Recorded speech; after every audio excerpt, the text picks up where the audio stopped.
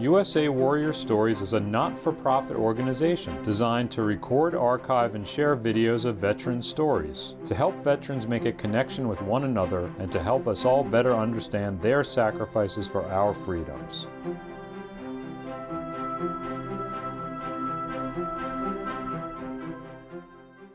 I grew up in Levittown on Long Island. It's a pretty big town, I guess, in comparison to many towns across the states. Doing everything I can to try to be like my dad, right? Because I feel like that's what most people want to do when they're kids.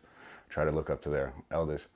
Went into construction, didn't love that whatsoever, and ended up joining the military. I thought that was probably the best way out. What drove me there was I was actually doing bad things and making mistakes. So I saw myself going down a bad path, and I was like, I should probably get out of here. And I did, just in time. Because a friend of mine ended up getting arrested a few months later, and things could have went downhill from there. And it changed everything. I kind of went in there telling myself, no more lying, no more stealing, we're going to change everything about you. The first 2.5 years was a lot of fun because it was in Fort Irwin. So we were actually playing as Op 4. Our job was to train the incoming soldiers. Then they would send them out to wherever the deployment is, whether it's Afghanistan or Iraq. And they would come and train with us. So we got to see all kinds of different soldiers. Yeah, I was deployed to Afghanistan in February 2012. Well, most of the time we'd be up by 4 in the morning and we'd get our trucks ready to go. We'd grab ourselves a to-go plate from the chow hall and then we'd go out looking for IEDs. That was our job, was looking for explosives on the sides of the roads. So there's PMM mines, which are personal mines, personal damaging mines, right? So they'll blow your leg off. A regular landmine could probably blow the tire up, could blow up a tank pretty good. But an IED is absolutely improvised, right? So it could be, sometimes they don't know. It could be a 40-gallon drum, it could be a 2,000-pound barrel that's going to blow up underneath you. And then you don't know how well these people made it, so it could be more than they even expected it to be. So it's kind of just as is, whatever they wanted to put together to get that thing to blow up underneath you. So we have ground-penetrating radar, and at that time, it was able to shoot 12 to 24 inches into the ground to scan what was underneath.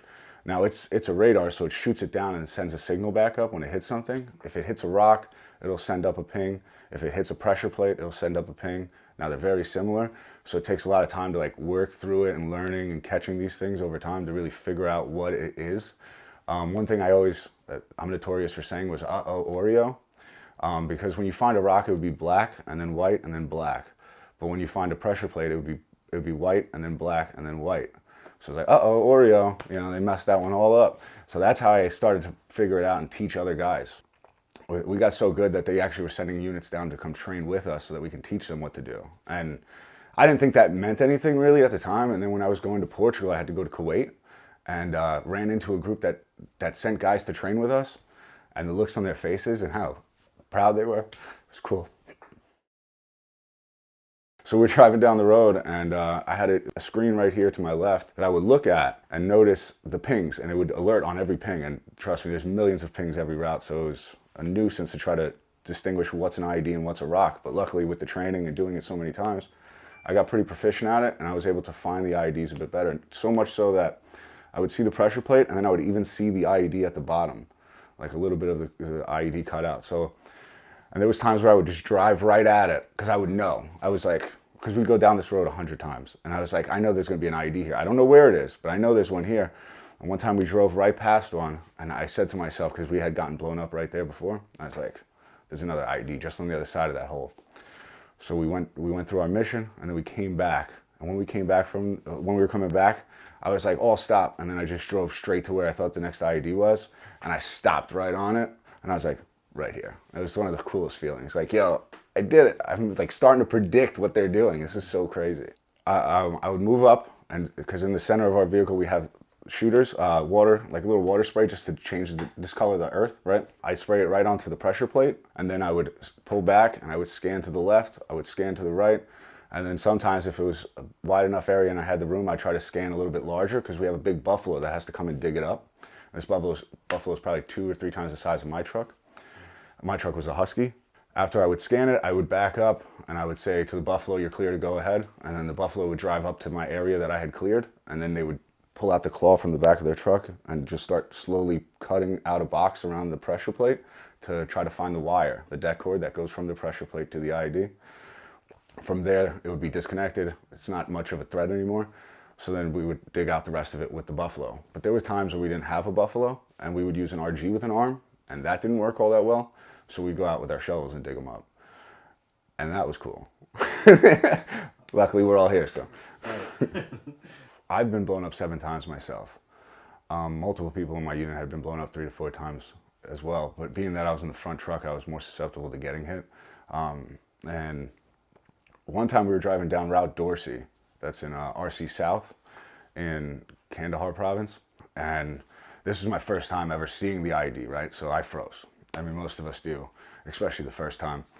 And I was driving down and I was probably 100 meters ahead of this truck.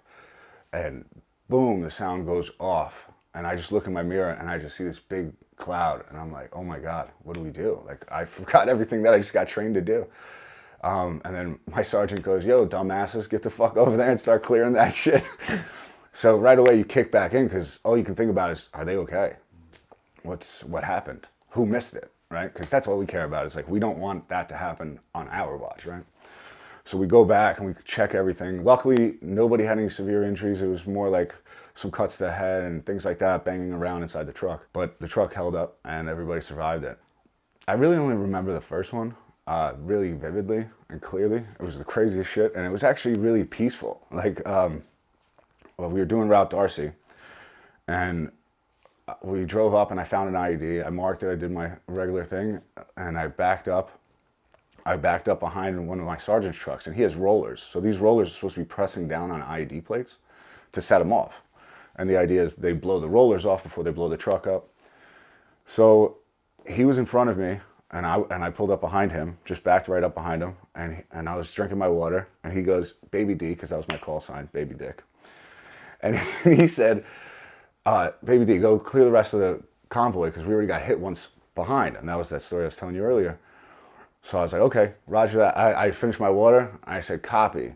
And then I put my hand on the transmission, and I put my hand on the wheel, and I go to put it in reverse, and I'm looking at my side mirror, and as soon as I roll back, boom, I get blown up. And it was like the slowest roller coaster ride ever. She's like, boom, and it just kind of felt like it was just shaking its whole way right into when I landed.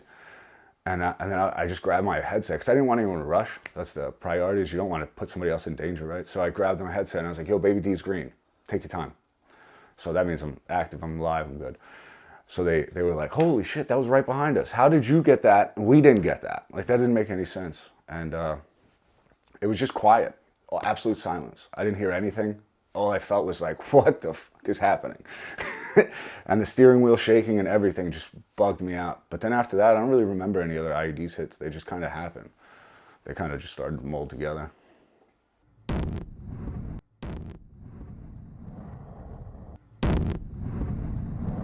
The bottom of our trucks are built with these V-holes, and the V-holes are made to take a blast and separate the blast, so that when we would get blown up, it would actually separate that blast to where you didn't get as much impact. It was impressive how it works, but that's perfect world scenario. A lot of the times the IEDs would go off and they would go off next to me or next to the vehicle, and then that would blow my truck was top heavy, so when it would blow up, it would rock my truck like this. So yeah, I would be getting hit back and forth with my head. We had another incident where somebody got blown up, my buddy T-Bags.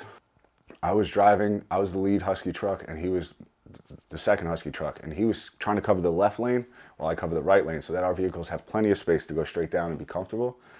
As I was going down this lane, I found an IED up ahead. I missed an IED that was to my right, but that ends up catching me later. I missed that IED and I keep going down, and my buddy Travis gets blown up behind me. Travis is not answering. He didn't say anything on his radio, and that's the first sign that we're concerned that Travis is down. So I turn my vehicle around, which takes forever, and then I finally get to him. And as I'm trying to clear next to him to make sure we can get to him, I get blown up. So he gets hit twice. Now he's knocked out, completely out cold. So they didn't have any more Husky trucks, so they had to just drive right up to us and hope nobody else gets blown up at this point. I climbed out of my truck, I jumped into their truck, and then they backed up, and then they drove up to his truck. And then 2 of us jumped out and tried to pull him out of the Husky. And then by the time we were getting him out of the Husky, he was waking up and stuff, so he helped us get himself out. And we climbed in, and then he went through the concussion protocol. A lot of times, when we get blown up, they wanted to get us back into the fight, which I was totally all for, and I believe most veterans, when we're down there, we like, I don't care if I got hurt. They didn't want to do that with Travis. When he came to in the aid station, he came to in the aid station, and the first thing he does is pull his dick out and starts jerking off while sitting next to us in the aid station, because we all just got blown up, so now he's, and he's just like, and we're like, oh, what are you doing? Put that away, dude. You know, and so he got a Purple Heart. He got pretty banged up pretty good, and they gave him a week off. But usually they would try to send us right back out, and they would tell us it's just concussion syndrome. It's nothing. You have a headache. It's headache syndrome, not concussions. It was so exciting. I was so happy to be back.